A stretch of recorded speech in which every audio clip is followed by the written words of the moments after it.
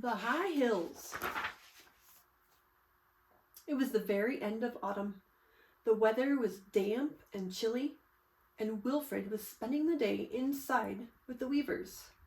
Clickety-clack went the loom, whir, whir went the spinning wheel. Lily and Flax were in a hurry. "We must finish in time," said Flax. "We promised Mr. Apple." "What are you making?" asked Wilfred. "Blankets," replied Lily. "Who are they for?" asked Wilfred. "They are for the voles in the high hills," replied Flax. "They have just discovered that the moths have eaten all their quilts, and they've no time to make new ones before the cold weather comes. They're too busy gathering stores for winter. We're helping out." "Can I help too?" asked Wilfred. "That's kind of you, Wilfred, but not just now," said Lily. "Why don't you find yourself a book to read while I finish spinning this wool?"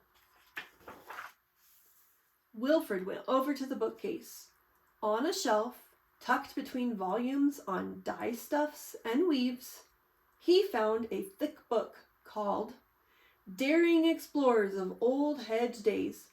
He settled himself comfortably and began to turn the pages. "Sir Hogweed Horehound," he read, "determined to conquer the highest peak of the high hills, for there he knew he would discover gold. Alone he set forth, taking in his trusty pack all he needed to survive the rigorous journey." Wilfred sat entranced.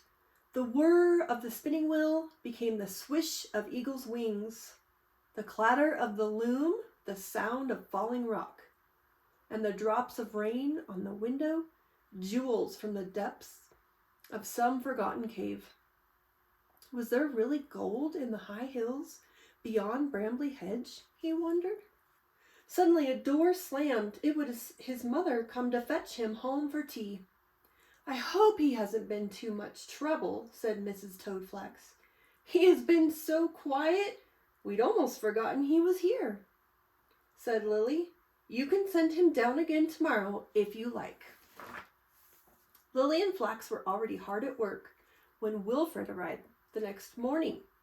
He settled down by the window again to read about Sir Hogweed Horehounds and his intrepid search for gold. The morning flew past, and by the time Mr. Apple arrived to collect Wilfred, Flax and Lily had almost finished the cloth. "I'm sorry we couldn't match the yellow," said Flax. "We've used the last of Grandpa Blackthorn's lichen, and no other dye will do." "Never mind," said Mr. Apple. "If it's the blankets they need, we'll take them up to the hills tomorrow." "The hills?" repeated Wilfred. "Are you really going up to the hills?" "Yes," replied Mr. Apple. "Why?" "Can I come?" Wilfred asked desperately. "Please say I can." "Oh, I don't think so," said Mr. Apple. "It's too far. We shall have to stay overnight."